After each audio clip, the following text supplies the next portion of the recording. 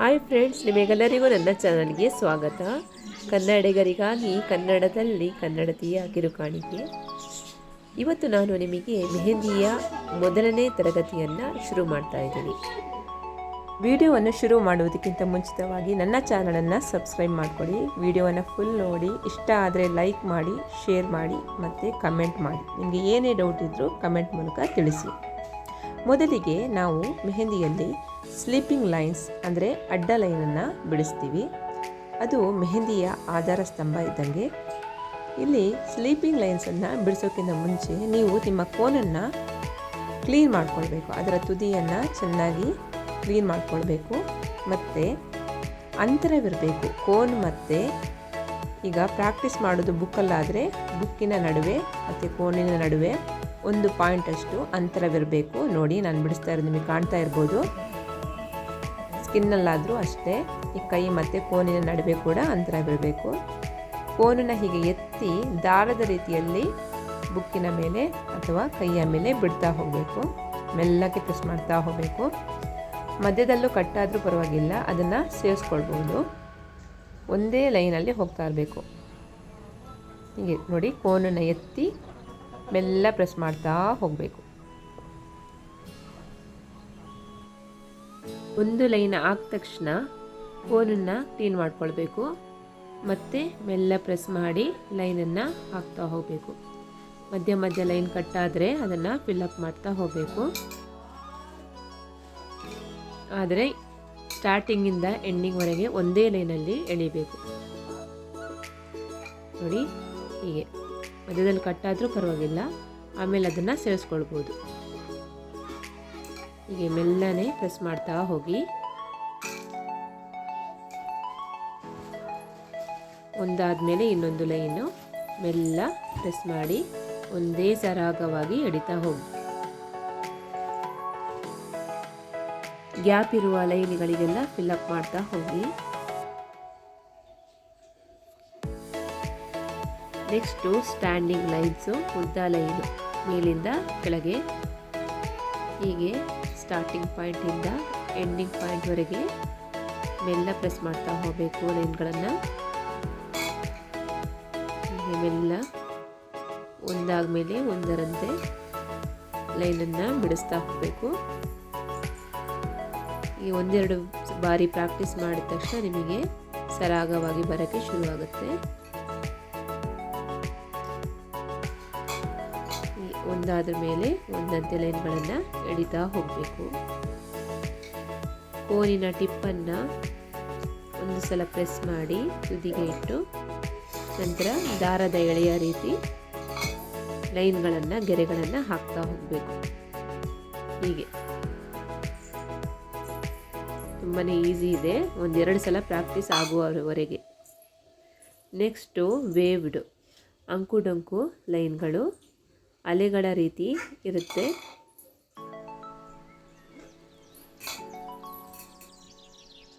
ಕೋನನ್ನು ಸ್ಮೂತಾಗಿ ಪ್ರೆಸ್ ಮಾಡಬೇಕು. ಮೆಲ್ಲ ಲೈನ್ಗಳನ್ನು ಎಳಿತಾ ಹೋಗಬೇಕು. ನೋಡಿ, ನಾನು ಹೇಳಿದ್ದೀನಿ ಮೊದಲೇ, ನೀವು ಕೋನಿನ ಟಿಪ್ಪನ್ನು ಪುಸ್ತಕಕ್ಕಾಗಲಿ ಅಥವಾ ಕೈಗೆ ಆಗಲಿ ಟಚ್ ಮಾಡಬಾರ್ದು, ಸ್ವಲ್ಪ ಅಂತರ ಇರಬೇಕು ಅಂತ. ಹೀಗೆ ನೋಡಿ, ಸ್ವಲ್ಪ ಅಂತರವಿದ್ದರೆ ನಮಗೆ ಲೈನು ಚೆನ್ನಾಗಿ ಬರುತ್ತೆ. ಯಾವಾಗಲೂ ಕೂಡ ಕೋನಿನ ಫ್ಲೋ ತುಂಬಾ ಚೆನ್ನಾಗಿರಬೇಕು. ಆವಾಗ ನಮಗೆ ಲೈನ್ಗಳನ್ನು ಬಿಡಿಸೋಕೆ ತುಂಬಾ ಈಸಿ ಆಗುತ್ತೆ. ಹೀಗೆ ಒಂದಾದ್ರ ಮೇಲೊಂದಂತೆ ಲೈನ್ಗಳನ್ನು ಹಾಕ್ತಾ ಹೋಗಿ.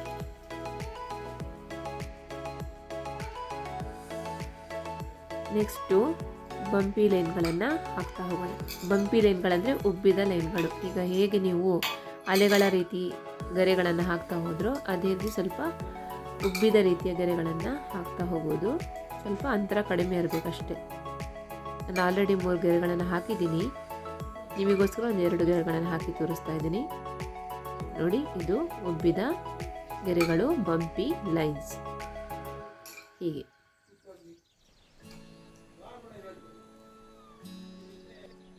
ಈಗ ನೆಕ್ಸ್ಟ್ ಬರುವಂಥದ್ದು ಲೈಟಿಂಗು, ಅಂದರೆ ಮಿಂಚು ಯಾವ ರೀತಿ ಬಂದು ಹೋಗುತ್ತೆ ಆ ರೀತಿಯ ಗೆರೆಗಳನ್ನು ನಾವು ಹಾಕ್ತಾ ಹೋಗ್ತೀವಿ. ನೋಡಿ, ಈ ತ್ರಿಕೋನ ಶೇಪನ್ನು ಸ್ವಲ್ಪ ಬಾಗಿ ಓರೆಯಾಗಿ ಬಿಡಿಸ್ತಾ ಹೋಗುವಂಥದ್ದು, ಒಂದಾದ್ರ ಮೇಲೆ ಒಂದಂತೆ. ಹೀಗೆ ಫಾಸ್ಟಾಗಿ ಬಿಡ್ಸೋಕ್ಕೆ ಹೋಗಬೇಡಿ, ತುಂಬ ಸ್ಲೋ ಆಗಿ ಬಿಡಿಸಿ, ಆವಾಗ ನೀಟಾಗಿ ಬರುತ್ತೆ. ನೋಡಿ, ತ್ರಿಕೋನಗಳನ್ನು ಸ್ವಲ್ಪ ಬಾಗಿ ಬಿಡಿಸ್ತಾ ಹೋಗಬೇಕು. ಸ್ವಲ್ಪ ಓರೆಯಾಗಿ ಬಿಡಿಸ್ತಾ ಹೋದರೆ ಲೈನ್ಗಳು ನೀಟಾಗಿ ಬರುತ್ತೆ. ಇದು ಮಿಂಚಿನ ಗೆರೆಗಳು, ಲೈಟಿಂಗ್. ನೋಡಿ, ಹೀಗೆ ಒಂದಾದ್ರ ಮೇಲೆ ಒಂದಂತೆ ತ್ರಿಕೋನಗಳನ್ನು ಜಾಯಿಂಟ್ ಮಾಡ್ತಾ ಹೋಗಬೇಕು, ಸೇರಿಸ್ತಾ ಹೋಗಬೇಕು. ಆದರೆ ಅದು ಸ್ವಲ್ಪ ಓರೆಯಾಗಿರಬೇಕು.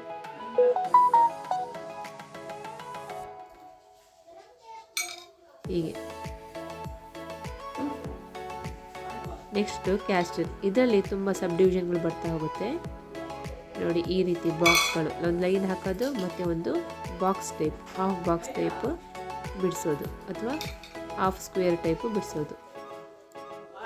ಇದು ಒಂದಾದ್ರ ಮೇಲೆ ಒಂದಂತೆ ಜಾಯಿಂಟ್ ಮಾಡ್ತಾ ಹೋಗಬೇಕು. ಇದೆಲ್ಲ ನಮಗೆ ಬೆಲ್ಟ್ ಡಿಸೈನ್ ಬಿಡಿಸೋದಿಗೆ ತುಂಬಾ ಹೆಲ್ಪ್ಫುಲ್ ಆಗುತ್ತೆ.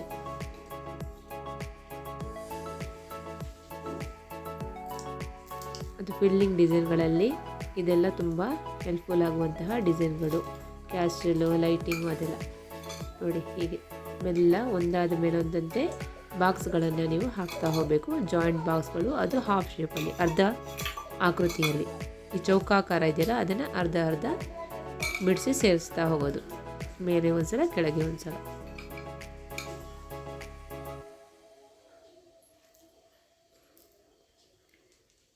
ಮೆಹಂದಿಯ ಕೋನನ್ನು ಕ್ಲೀನ್ ಮಾಡ್ಕೊಳ್ಳೋದನ್ನು ಮರಿಬೇಡಿ. Next zigzag line. ಏನು ತ್ರಿಕೋನ ಶೇಪ್ ಇದೆ, ಪೀಕ್ ಶೇಪಲ್ಲಿ, ಪರ್ವತಗಳ ಶೇಪಲ್ಲಿ ನಾವು ಈ ಲೈನ್ಗಳನ್ನು ಬಿಡಿಸ್ತಾ ಹೋಗ್ತೀವಿ. ಒಂದಾದ್ರ ಮೇಲೊಂದೇ ಜಾಯಿಂಟ್ಗಳನ್ನು ಮಾಡ್ತಾ ಹೋಗಬೇಕು, ಸೇರಿಸ್ತಾ ಹೋಗಬೇಕು. ಈ ಪರ್ವತ ಆಕಾರದಲ್ಲಿ ಒಂದಾದರ ಮೇಲೊಂದಂತೆ ಆಕೃತಿಗಳನ್ನು ನಾವು ಸೇರಿಸ್ತಾ ಹೋದರೆ ಅದು ಜಿಗ್ಜ್ಯಾಗ್ ಲೈನ್ ಆಗುತ್ತೆ. ಇದೆಲ್ಲ ಕ್ಯಾಸ್ಟಲಲ್ಲಿ ಬರುವಂತಹ ಲೈನ್ಗಳು. ಕೋನನ್ನು ಕ್ಲೀನ್ ಮಾಡ್ತಾ ಇರಿ, ಫ್ಲೋಗೆ ನಿಮಗೆ ತೊಂದರೆ ಆಗುತ್ತೆ. ಇಲ್ಲಾದರೆ ಹೀಗೆ ಒಂದ್ಸಲ ಬಿಡಿಸಾದ್ಮೇಲೆ ಒಂದ್ಸಲ ಕೋನನ್ನು ಕ್ಲೀನ್ ಮಾಡ್ಕೊಳ್ಬೇಕು. ನೋಡಿ, ಹೀಗೆ ಚೂರು ಅಗಲವಾಗಿ ಬಿಡಿಸ್ತಾ ಇದ್ದೀನಿ ಇವಾಗ. ಹೀಗೆ ಒಂದಾದ ಮೇಲಂತೆ ತ್ರಿಕೋನಗಳನ್ನು ಸೇರಿಸ್ತಾ ಹೋಗಬೇಕು. ಈಗ ಸ್ವಲ್ಪ ಚಿಕ್ಕದಾಗಿ ಬಿಡಿಸ್ತೀನಿ ನೋಡಿ. ಹೀಗೆ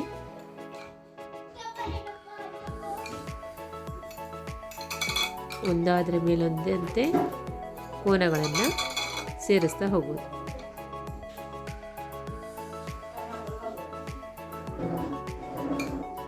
ಈಗ ನೆಕ್ಸ್ಟ್ ಡಿಸೈನು ತ್ರಿಕೋನಗಳ ಶೇಪಲ್ಲೇ ಚಿಕ್ಕದಾಗಿ ಸೇರಿಸುವಂಥ ಜಿಗ್ಜ್ಯಾಗ್ ಲೈನ್ಗಳು. ನೋಡಿ, ಒಂದಾದ್ರ ಮೇಲಂತೆ ಸೇರಿಸ್ತಾ ಹೋಗಬೇಕು. ಅಂಕುಡೊಂಕು ಲೈನ್ಗಳನ್ನು ಚಿಕ್ಕದಾಗಿ ಬಿಡಿಸುವಂಥದ್ದು. ಒಂದಾದರ ಮೇಲೊಂದಂತೆ ಜಿಗ್ಜ್ಯಾಗ್ ಲೈನ್ಗಳನ್ನು ಹಾಕ್ತಾ ಹೋಗಬೇಕು. ನೀಟಾಗಿ ಹಾಕಿ ಸ್ಮೂತಾಗಿ ಪ್ರೆಸ್ ಮಾಡಿ. ಹೀಗೆ ನೆಕ್ಸ್ಟು ಅದೇ ಜಿಗ್ಜ್ಯಾಗ್ ಲೈನಲ್ಲಿ ಮತ್ತೆ ಪರ್ವತಗಳ ಒಂದು ಆಕೃತಿಯನ್ನು ಮಾಡ್ತಾ ಹೋಗೋದು. ನೋಡಿ, ಸ್ವಲ್ಪ ಕೈಯನ್ನು ಶೇಕ್ ಮಾಡಬೇಕು. ಅದೇ ರೀತಿ ಮೌಂಟೇನ್ ಶೇಪಲ್ಲಿ ಅಥವಾ ಪರ್ವತಗಳ ಆಕೃತಿಯಲ್ಲಿ ನಾವು ಲೈನ್ಗಳನ್ನು ಹಾಕ್ತಾ ಹೋಗುವಂಥದ್ದು ಈ ರೀತಿಯಾಗಿ.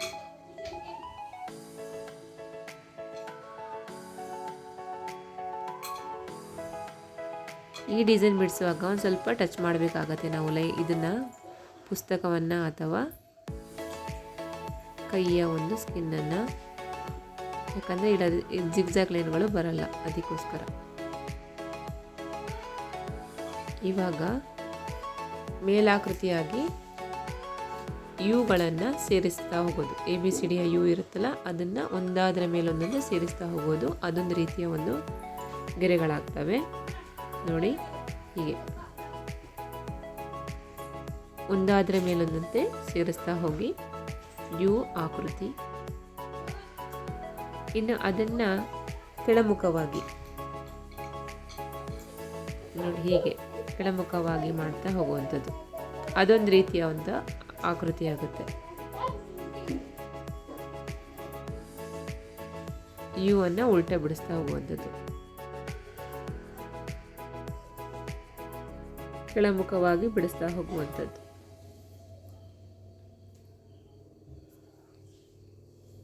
ಹೀಗೆ ಈ ಡಿಸೈನ್ಗಳೆಲ್ಲ ತುಂಬಾ ಸುಲಭವಾಗಿದೆ, ಚೆನ್ನಾಗಿ ಪ್ರಾಕ್ಟೀಸ್ ಮಾಡ್ಕೊಳ್ಬೇಕು ಅಷ್ಟೆ.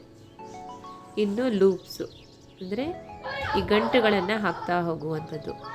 ನಮ್ಮ ಕನ್ನಡ ಅಕ್ಷರದ ಲೀ ಇದೆಯಲ್ಲ, ಅದನ್ನು ಒಂದಾದರೆ ಒಂದು ಸೇರಿಸ್ತಾ ಹೋಗುವಂಥದ್ದು, ಒಂದಾದ್ರ ಮೇಲೊಂದಂತೆ ಸೇರಿಸ್ತಾ ಹೋಗುವಂಥದ್ದು.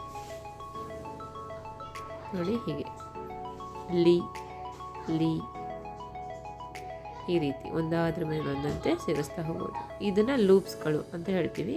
ಇದೊಂದು ರೀತಿಯ ಲೈನು. ಇದೆಲ್ಲ ನಮಗೆ ಬೆಲ್ಟ್ ಡಿಸೈನ್ ಬಿಡಿಸುವಾಗ ತುಂಬಾ ಉಪಯೋಗಕ್ಕೆ ಬರುತ್ತೆ. ಮತ್ತು ಫಿಲ್ಲಿಂಗ್ ಡಿಸೈನಲ್ಲಿ ನೋಡಿ ಈ ರೀತಿಯಾಗಿ.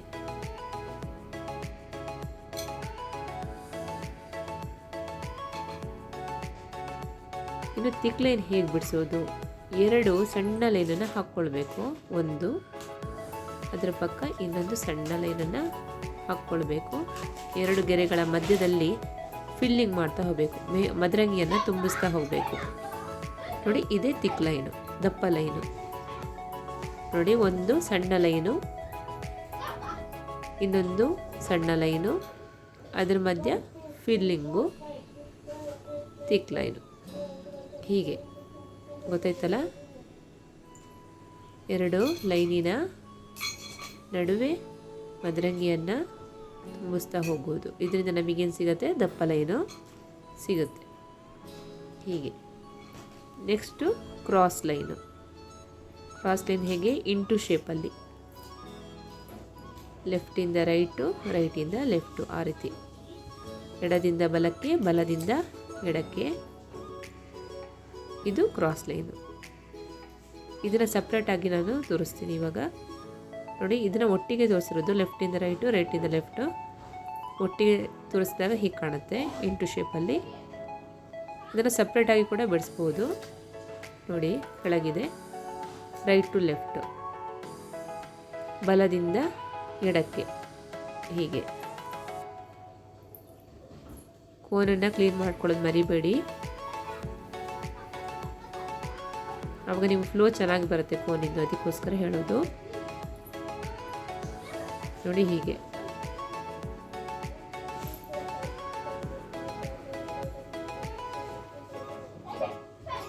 ಇನ್ನು ಲೆಫ್ಟಿಂದ ರೈಟಿಗೆ,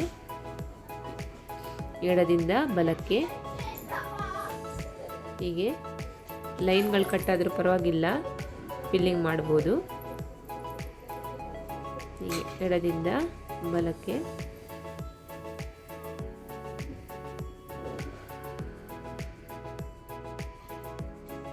ಹೀಗೆ ಬಿಡಿಸ್ತಾ ಹೋಗಬೇಕು.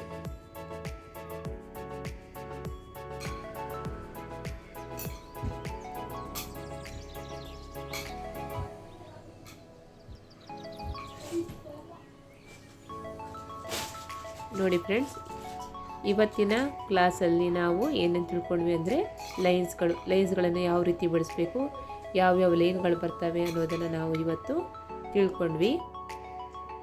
ಮುಂದಿನ ತರಗತಿಯಲ್ಲಿ ನಾವು ಸರ್ಕಲ್ಗಳನ್ನು ಹೇಗೆ ಹಾಕೋದು, ಸ್ಪಿರಲ್ಗಳನ್ನು ಹೇಗೆ ಹಾಕೋದು, ಮತ್ತು ಸ್ಕ್ಯಾಲಪ್ಸ್ಗಳನ್ನು ಹೇಗೆ ಬಿಡಿಸೋದು, ಮತ್ತು ಡಾಟ್ಸ್ಗಳನ್ನು ಹೇಗೆ ಬಿಡಿಸೋದು ಅನ್ನೋದನ್ನು ತಿಳ್ಕೊಳ್ಳೋಣ. ವಿಡಿಯೋ ಇಷ್ಟ ಆದರೆ ಲೈಕ್ ಮಾಡಿ ಫ್ರೆಂಡ್ಸ್. ಇಷ್ಟೊತ್ತು ನನ್ನ ವಿಡಿಯೋ ನೋಡಿದ್ದಕ್ಕೆ ಧನ್ಯವಾದಗಳು. Thanks for watching.